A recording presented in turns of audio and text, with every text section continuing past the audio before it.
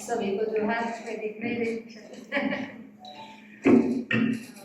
आज बहुत खुशी का दिन है जो विशेष जाता है वंदना जी और अश्विनी जी को, हमारे दादा मंच पर उपस्थित सभी मान्यवर और सभी गणमान्य यहाँ के विश्वविद्यालय और सभी साथी।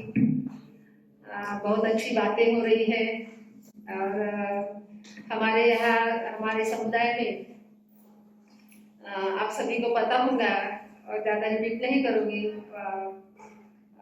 ईरा का ये तो बता ही दिया है कि हमारे कल्चर में ये है कि जैसे मेरा सरनेम है कुसुम, आलाम बोलते हैं। कुसुम तो मराठी में फूल होता है और आलाम है तो एक अदरक का पौधा है। तो हमारे जो सरनेम है वो नेचर से जुड़े हुए रहते हैं।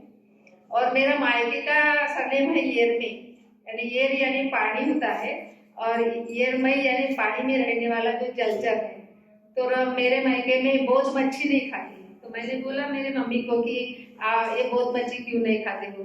तो उन्होंने मुझे बोला था कि किसी वो आ रहे थे तालाब से या नदी से कोई तो भी, तो वो बोझ मछली ने अपने पीठ के ऊपर लेके उनको दूसरे किनारे पर लाया था, तो उन्होंने बचाया था।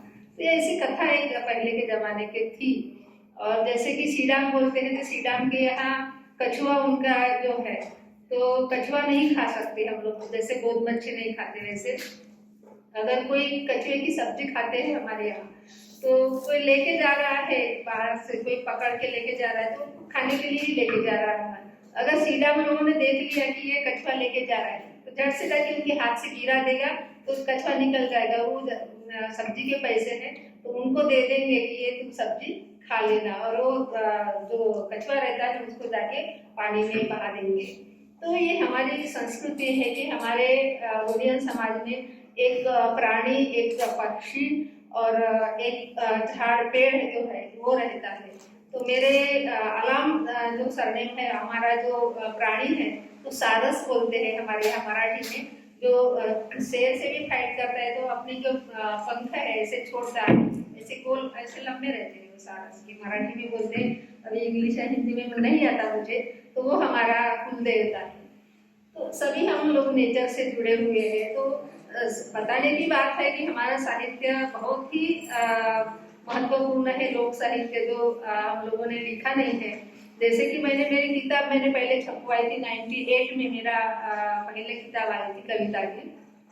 तो मुझे बोला गया था उस समय में कि इसका समाज तो पढ़ा लिखा नहीं है, इसी किताब कौन पढ़ेगा। तो मैं बोली कि एक कपड़े सुखाने की रस्सी रहती है ना, वहाँ पे मैं डालूंगी और जिसको पढ़ना है लेके जाएगा, नहीं तो वही का रहेगा। तो ये हम लोगों ने थोड़ी सी हिम्मत बढ़ाई थी उस तरह। तो ये ऐसा लिखना शुरू किया, लेकिन ये नहीं जानते थे कि क्या लिखना है। जब मेरा मंच पर मैं जब पहली बार आई तो तब दादा अध्यक्ष थे पालघर साहित्य सम्मेलन में। तो हम लोग जो क्या लिख रहे थे कि हमारी समस्या है, हमारी अड़चने हैं, हमारा ये है वो है, अस्तित्व की भी बात कर रहे थे, अस्मिता भी कर रहे थे, लेकिन संस्कृति को लेकर नहीं कर रहे थे। तो फिर बात जैसे जैसे हमारा उम्र भी थोड़ा अनुभव भी बढ़ गया तो हम लोग देख रहे हैं, हमारे गढ़चिरौली एरिया में एकदम अंदर के जो पीवी ट्राइब रहते हैं, तो उनके यहाँ देख रहे हैं कि हमारी गोकुल व्यवस्था भी है बनी हुई, तो गोकुल व्यवस्था भी है, लेकिन ऐसे पत्थर खड़े करते हैं, जो मरे हुए आदमी रहते हैं उनके नाम से पत्थर गाड़े जाते हैं गांव में। तो मैं बोली कि ये पत्थर क्यों गाड़ रहे हैं, ये लोग है कैसे भी लेके आते हैं, ये नारी है अनपढ़ है, इनको कुछ नहीं समझता। तो मैंने संवाद किया, मैंने बहुत सारे काफी लोगों से पूछा कि ये क्यों कर रहे हैं। तो मुझे तब पता चला कि अगर ये गाड़े हुए जो पत्थर है केवल पत्थर नहीं रहते, जैसे कि नेचर में कभी बाढ़ आती है, कभी कुछ आता है, कभी सुनामी आती है, सब बह जाता है, सब चला जाता है, लेकिन वो पत्थर वहां रहेगा। जैसे कि मोहनजोदड़ो हड़प्पा की जो संस्कृति, वो गांव वहां पे था। तो ये हमारा अस्तित्व को बचाने के लिए उन लोगों ने, हमारे पुरखों ने जो एक बनाया था कि हमारे पत्थर रहेंगे, हमारा ये रहेगा, हमारा अस्तित्व बचा रहे। ये उनके दिमाग में उस समय में आया था। तो हम लोग बोल रहे हैं कि हमारे पुरखे को लोग अनाड़ी बोलते हैं, ऐसा बोलते हैं, ये तो आदिवासी है, इनको कुछ नहीं समझता। तो इनकी कितनी अच्छी सोच थी उस समय में कि ये पत्थर गाड़ के रखे थे। तो वहाँ गाँव था, कोई आएगा तो स्टडी करेगा कि कौन सा गाँव था, क्या था वो गाँव का नक्शा पूरा। तो ये जीवंत प्रक्रिया थी हमारे लोगों की। तो ये जीवंत प्रक्रिया का अस्तित्व रखने के लिए हमें साहित्य की जरूरत है।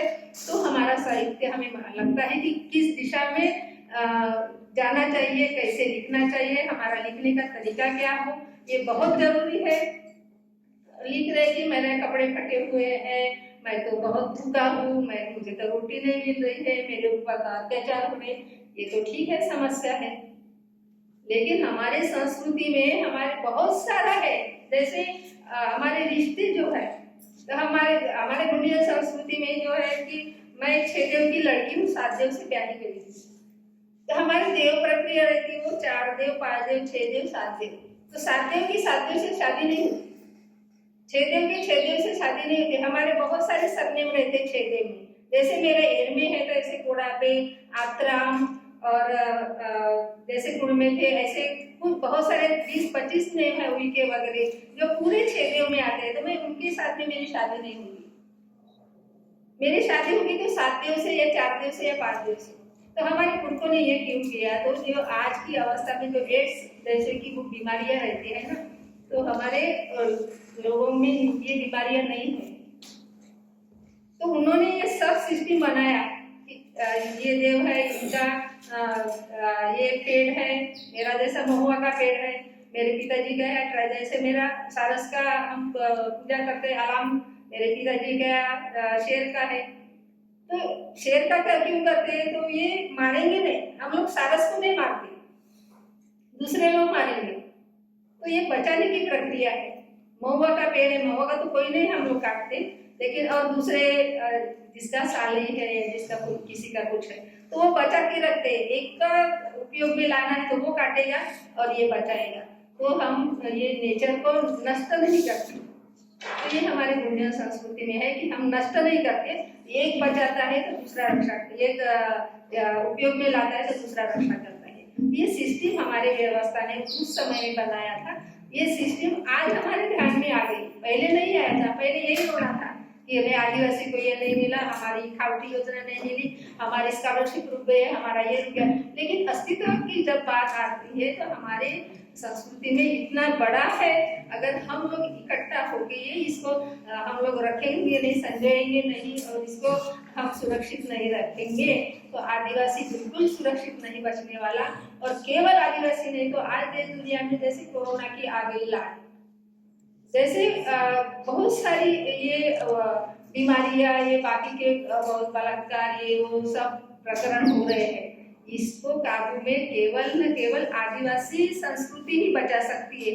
ये विश्व को बचाने की प्रक्रिया केवल आदिवासी संस्कृति में है और किसी में नहीं है।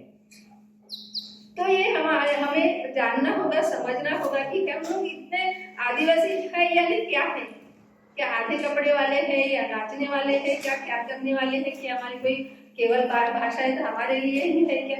लेकिन हमारी भाषा में सब, जैसे मीना जी ने बताया कि शादी में भी जैसे बात बोलते हैं, रिश्ते नाते की जब बात है तो हमारे यहाँ साली की मजाक जीजा करते हैं। तो गंदी मजाक नहीं रहती हमारी मजाक। तो जैसे एक गाना है शादी में बोलते हैं, झुलवाड़ बोलते हैं उसको हमारे में मराठी में। साली तर साली दादा गा पितळेची थाली, कोण्या रस्त्याने गेली माझी साली गा दादा, कालपासून भेट नाही झाली। यानी वो जीजा बोलता है कि ये पीतल की थाली है, ये थाली में भी कुछ नहीं है, लेकिन मेरी साली से मैं साली को मैं कब से ढूंढ रहा हूँ, मेरी साली नहीं दिख रही, मेरी साली कहाँ है? तो साली के लिए यानी मजाक करने के लिए ये ढूंढ रहा है साली को, मेरी साली कहाँ है, मेरी साली के किसी को पूछ रहा है। तो गंदी मजाक नहीं होती हमारे यहाँ। तो ऐसे हमारे संस्कृति में, हमारे परंपरा में, हमारे लोकगीतों में ये हमारे संबंध को रखा है। हमारे मामा जो है तो चौक लिखते हैं, कोई नहीं लिखेगा अच्छा चौक पर लिखोगे मामा मोरे, मामा क्यों लिखता है? क्योंकि माँ का भाई है। तो ये ऐसी सब बातें हैं। तो हमारे हम लोग हमारा डेवलप की बात कर रहे हैं, तो हमारा डेवलप किस में है? तो हमारी संस्कृति में है। हम लोग अगर संस्कृति को नहीं जिंदा रखेंगे, हमारी बोली भाषा को नहीं संजोए रखेंगे, तो ये नहीं हो सकता। लेकिन हमारी भी कुछ मर्यादाएं हैं, मर्यादाओं में भी हम लोग थोड़ा सा ये काम कर रहे हैं। जैसे हमारे यहाँ गढ़पुर में बोलेंगे तो एक बोली स्कूल का हम लोगों ने शुरू किया था, लेकिन कुछ वजह से यानी पैसा भी कम हुआ था और लोगों में अवेयरनेस भी नहीं है, तो थोड़ा सा बंद सा हो गया है। तो वो भी चालू करेंगे। भाषा भी हम लोगों ने कहीं कहीं हम लोगों ने ये करी है, क्लासेस वगैरह लेना वगैरह। तो ये और बाकी की जो 4-5 हमारी कम्युनिटी है, जैसे हलवा है, बाकी के है, तो ये हम लोग सुरक्षा करने के लिए ये जमा करने का काम मैं अभी कर रही हूँ। अभी हलवा के ऊपर मेरा काम चल रहा है थोड़ा सा, हलवा के लोकगीत वगैरह। तो इनकी बहुत जरूरत है। अगर आदिवासी को बचाना है तो भाषा, हमारा इतिहास, हमारी संस्कृति, इसको बहुत अच्छी तरह से रखना होगा, तब जाके हम आदिवासी हैं। नहीं तो केवल सरकार के इसमें लिखने के लिए आदिवासी नहीं है, ऐसा मुझे कहना है। और ये अपना राइटर फोरम की जो बात कर रहे हैं, तो बहुत जरूरी है ये फोरम होना।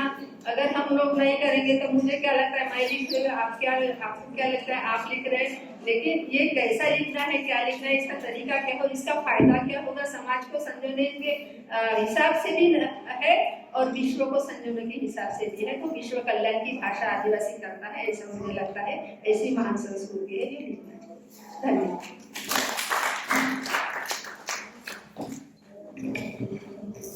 कुसुमताई ने आदिवासी विजडम में एक बात रही कि हम कितने देर उतार कर शादी करते हैं, या तो ये एक गोत्र व्यवस्था होती है जिसमें कि इतने गोत्र डाल जाते हैं। तो इस तरह की जो आदिवासी विजडम है, हमारे पूर्वों की जो नॉलेज है, उससे हम कई तरह की कंजेनाइटल डिजीजेज जो होती हैं, जो खूनी रिश्तों में जब शादियां हो जाती हैं तो उसके बाद कई कंजेनाइटल डिजीजेज फैलती रहती है, तो रुकती नहीं है फिर। तो एक आदिवासी विजडम में उसके अलावा उन्होंने टोटम सिस्टम की बात करी कि हम इस पेड़ को नहीं काटते हैं, इस जानवर को बचाने की पहल करते हैं।